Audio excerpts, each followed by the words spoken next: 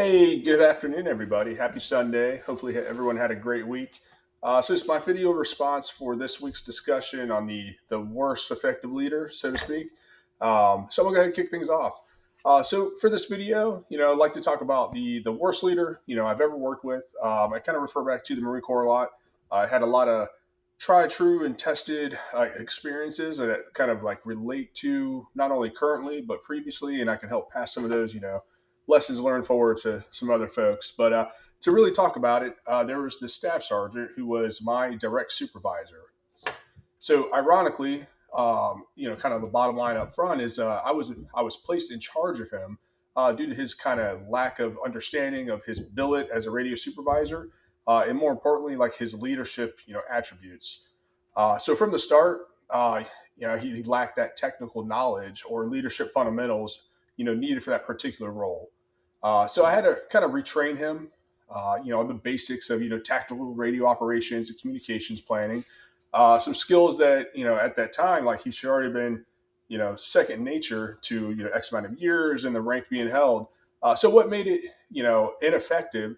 Not just the lack of technical competency. It's how he handled this team, and I'll touch on that here briefly.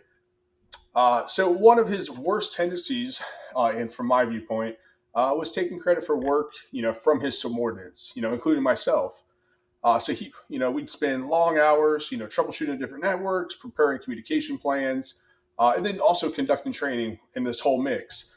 So he would take all those efforts and accomplishments, especially when came down, to brief the chain of command of, what's the status of the unit and the folks in it.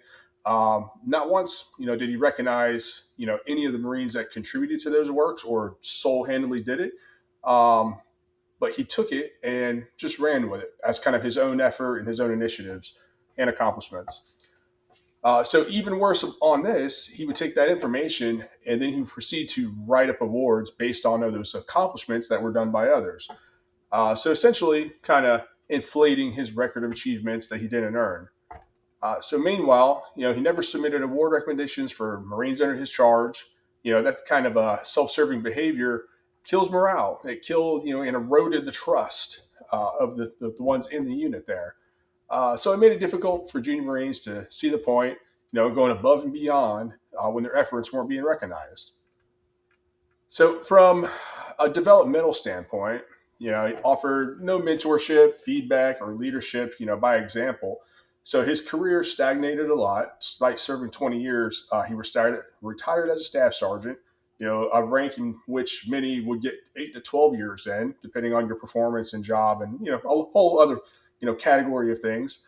But he was repeatedly passed over for promotion, ineligible for the officer candidate school, and he didn't qualify for the warrant officer route. So his career plateaued because his leadership was transactional, it was uninspired, it was hollow.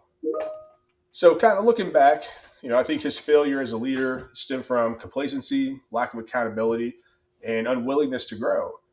So, leadership, it's not about wearing the rank, it's about serving others, it's building that trust, creating opportunities for your team to succeed. So, unfortunately, he did not do that. So that experience really stuck with me. It shaped how I lead now by always giving credit, where it's due, empowering others to grow, and never losing sight of good leaders serving their people, kind of not the other way around. But I think that's got it for today, everybody. Thanks for listening, and looking forward to seeing your comments in the forum. Take care.